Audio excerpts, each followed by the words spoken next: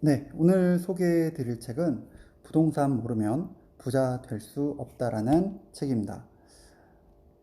네, 저는 교보 이북을 통해서 읽었고요. 이 책이 신간은 아니에요. 2018년 초에 나온 책이고요.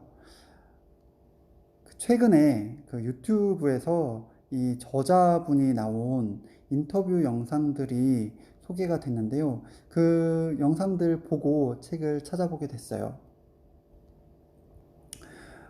책의 내용들을 쭉 한번 훑어보려고 합니다. 책은 기본적으로 저자의 경험과 그리고 관련된 부동산 투자의 팁들이 나오는데요.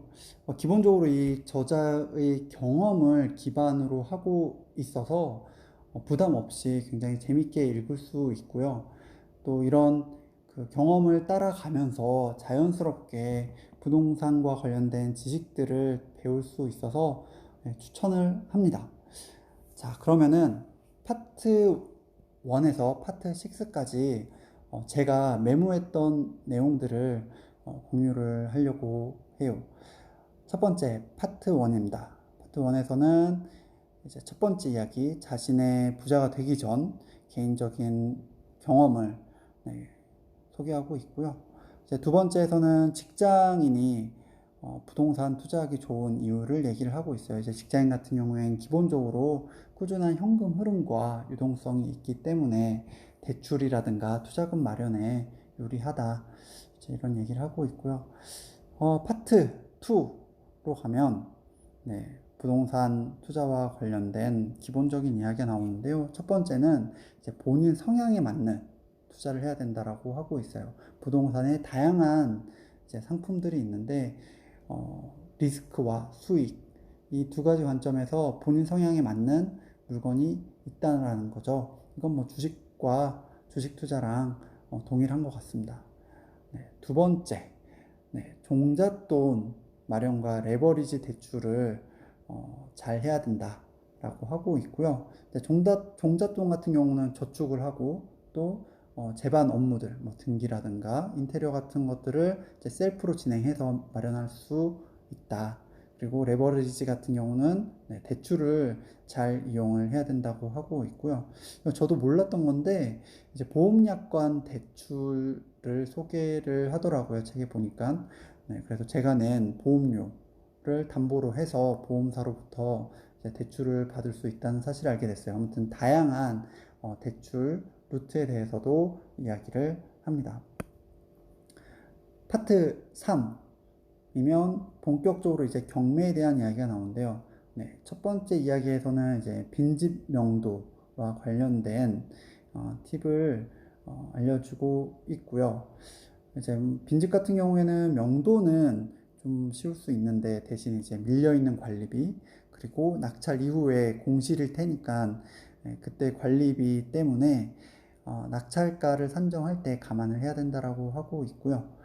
그리고 경매를 할 때 꼭 낙찰이 아니더라도 경매 공부를 통해서 시장 동향을 파악할 수 있으니 꼭 한번 공부해 보라는 이제 이야기를 합니다.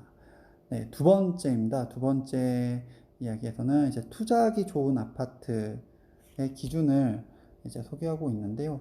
일단 전세금이 오르고 매매가와 전세금이 갭이 적은 아파트, 그다음에 공급 물량 예정이 그 지역에 없고 개발 호재가 있는 아파트가 투자하기 좋은 아파트라고 하고 있어요.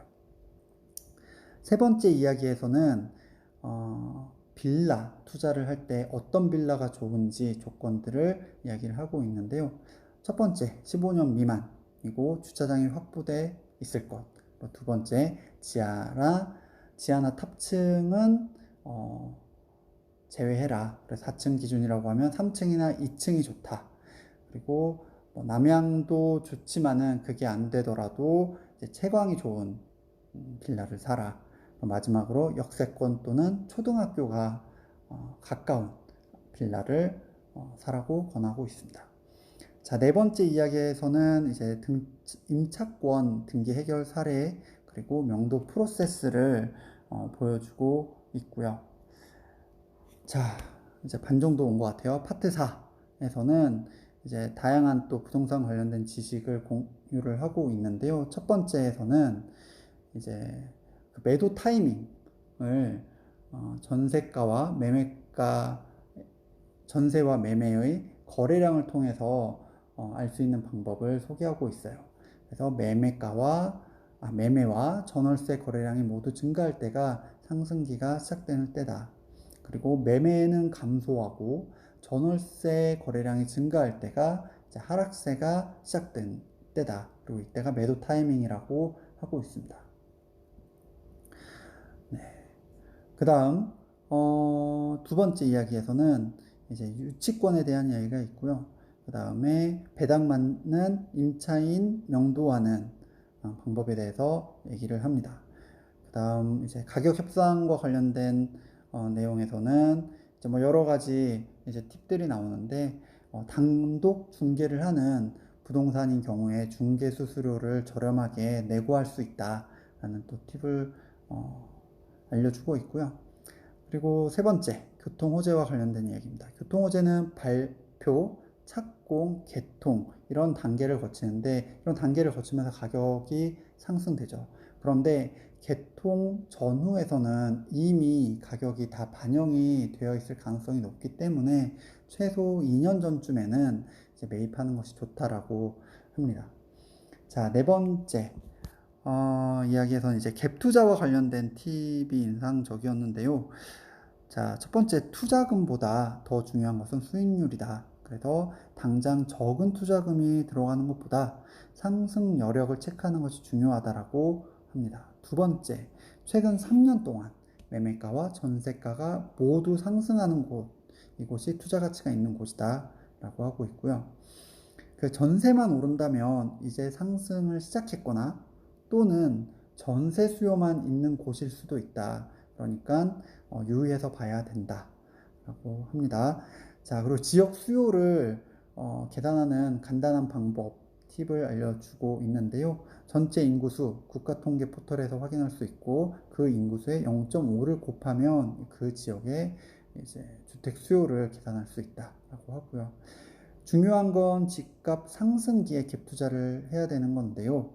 이제 여러 가지 지표들이 있을 수 있겠죠. 그 중에서 이제 하나가 경매 낙찰가율이 90% 이상이고 전세금이 매매가의 85%, 전세가율이죠. 전세가율이 85% 이상일 때가 이제 적기다라고 얘기를 하고 있어요. 그리고 네. 전세권 등기해 줄 경우 특약상 네, 어떻게 하면 되는지 팁도 나와 있고요. 파트 5에서는 네, 재건축과 리모델링과 관련된 이야기가 있는데요. 꼭 재건축에 투자하지 않더라도 재건축 아파트에 투자하지 않더라도 그 주변의 구축 아파트에 투자하는 것도 유효한 투자 전략이다. 왜냐하면 이제 이주 수요가 있을 수도 있고 그 해당 지역 또는 그 구축 아파트에 대한 재평가가 이루어질 수 있다라는 거죠. 그 다음에 리모델링 같은 경우에 어떤 그 리모델링 아파트가 좋은지 네, 열거를 하고 있는데요. 일단 입지가 좋아야 되겠고요. 두 번째, 동간 거리가 넓어야 되고요. 세 번째로 너무 작거나 큰 평수 말고 적당한 평형의 아파트여야 된다. 고 하고요. 그 다음에 15층 이상이면은 이제 3개층 이상, 3개층 수직 증축이 가능하기 때문에 좋다라고 하고 있고요. 타워형보다는 판상형이 좋다라고 합니다. 자, 이제 마지막으로 파트 6에 넘어오면 이제 여러 가지 세금, 네, 세금이라든가 그리고 법인으로 투자하는 방법 등이 있는데요. 이 부분은 2018년도 이후에 법이랑 제도가 많이 변경되었기 때문에 뭐 가볍게 넘기셔도 될 것 같습니다. 네, 이상으로 네, 부동산 모르면 부자 될 수 없다 라는 책을 전체적으로 한번 훑어보았고요. 네, 강추합니다. 굉장히 재밌게 읽으면서 또 많이 여러 가지 부동산 팁들을 배울 수 있습니다.